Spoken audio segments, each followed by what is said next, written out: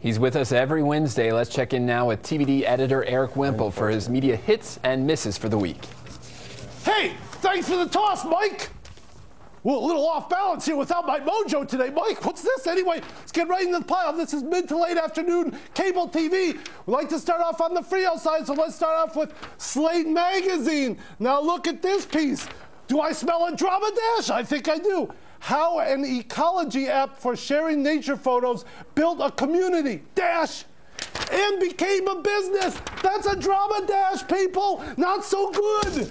There we go, new glue stick and everything. Let's hope we have better luck this week. Next one, the Radiant News. The Radiant News. Now look at that. Nice splashy front, but look at this.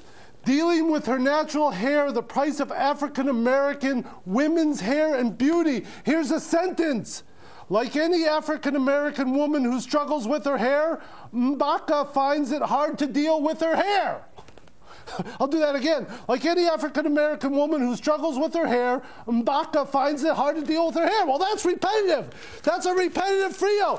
Sorry, Radiant News, but I gotta throw you up on the cold side for once. Here we go. Those aren't sticking anyway.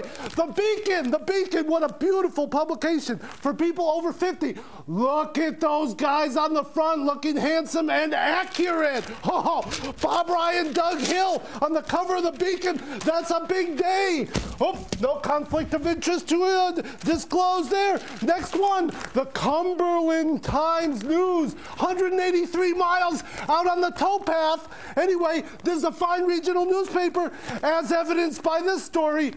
Smouse descendants hold 112th get-together. This is the Smouse family of Henrietta, Pennsylvania. Look what they did. They got together for the 112th time. And guess what they made? A beaver created from old horseshoes. Now that's news coverage, Cumberland News Times. That's the folksy news coverage we want from a regional paper. Good job. Next one. Oh, talk about a Frio. Look at this, Henry Blodgett. Henry Blodgett, back when the New York Times borrowed like $250 million from Carlos Slim, Henry Blodgett said, oh, gloom and doom, New York Times. Gloom and doom, New York Times. You borrowed money at usurious interest rates from a Mexican billionaire. He said that it was basically lucky if the New York Times would survive another 4 quarters. This is back in April 2009. Oh, well, what happened last week?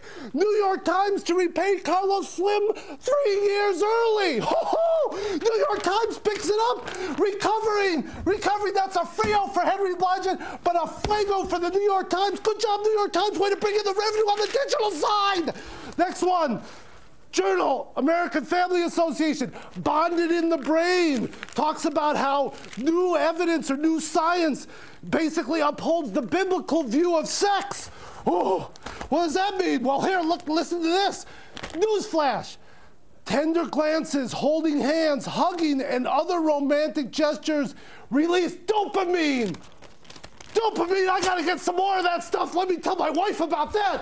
Fuego for the AFA, American Family Association. Kind of a, interesting little story there. Next, speaking about sex, El Comercio from Prince William County, Manassas, out there, Virginia. Speaks to the Latin population, rather large in Prince William. But what do they do every week? They do these cheesy things called Las Mamacitas, scantily clad. Look at this, Encantos Latinos.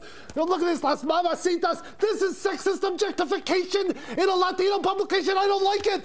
And plus, it's always women. Every week, just women. Why can't you objectify some men? Well, El Comercio, maybe you could form a partnership with Metro Weekly. They objectify men. Look at that beefcake. Beefcakecitos. All right, well, let's get El Comercio and Metro Weekly up on the Fuego side so you can be even-handed in your objectification of men and women. That's it for this week. Fuego Frio, see you next week. Time to spin again. Gracias, Erik.